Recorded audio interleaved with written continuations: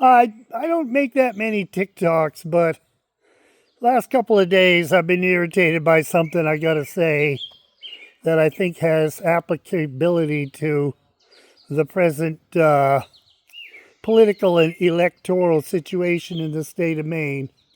One of the main candidates is a guy named Troy Jackson, who has been around the legislature for a number of years, and he's running to replace Susan Collins. He's got to finish the beauty contest in order to become the nominee now that Graham Plattner dropped out. Anyway, there were some comments that were disparaging of his intelligence, and that just set me off because Troy Jackson is from Allagash, Maine, and a lot of the people who might be making comments probably have never been to Allagash, Maine, and it makes me wonder if they've ever even been to the county or what parts of Maine they've been to or not. Because basically, up in that area of the state of Maine, which is the Canadian border, we have the St. John River, and the St. John River Valley is one of the oldest settled parts of Maine. It's where the original Acadians came from, French speaking, and there's some towns where everybody there is French and all that. Now, he came from Allagash, I'm told, was traditionally a settlement of English loyalists back in the 1700s. But the thing about the accents from there, we think of Maine as like when people think of the Maine accent, they think of Marshall Dodge, even to this day, who could mimic the Down East accent, or Tim Sample, who was also a wonderful Maine comic who had more of a central Maine accent. But there's 7 accents in the state of Maine, and Troy Jackson kept his. Every time I hear it, I realize that's as distinctive a St. John River Valley accent as you're ever going to hear. And that's the comment I want to make. Maine is famous for having an accent, but there's actually, I think someone said, 7 varieties of Maine accent that you're likely to hear. Now, in summertime, we get all the out-of-staters, and for that matter, we have a lot more out-of-staters that moved here since the pandemic. And like if you were on Bar Harbor and down on Cottage Street in Bar Harbor and you walked into any given store, chances are the person working behind the counter is actually from New York, New Jersey, or Philadelphia, or Bulgaria, for that matter. So you aren't going to hear a Maine accent there. And likewise, the tourists are all from out of state too. And the people the out-of-staters and what have you that come by, they're looking to hear it. But you can actually go all day long in some parts of Maine, especially in summer, and never hear anybody speaking a Maine accent.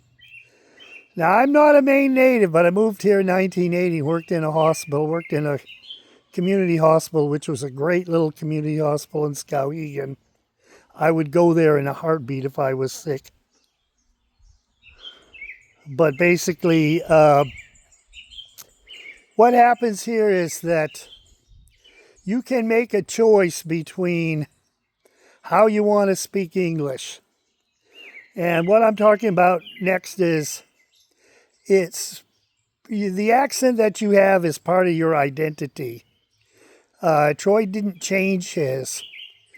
All around the world where they have regional accents, there is a political undercurrent that takes place in which people are trying to decide, should I speak English the way my parents spoke it? Or should I try to speak educated college English, because that's how you get ahead in the professional world? And what can happen is, for a lot of people, they can do something called code switching. And there's actually an NPR TV show tiled code switch that talks about sociological differences in people according to where they were brought up and what they do. Code switching is very simple, which is you choose which variety of English you're going to speak in based on who you're talking to.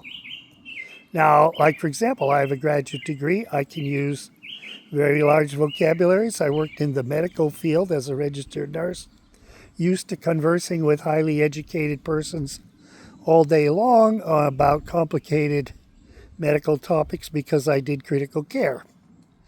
That's one variety of English.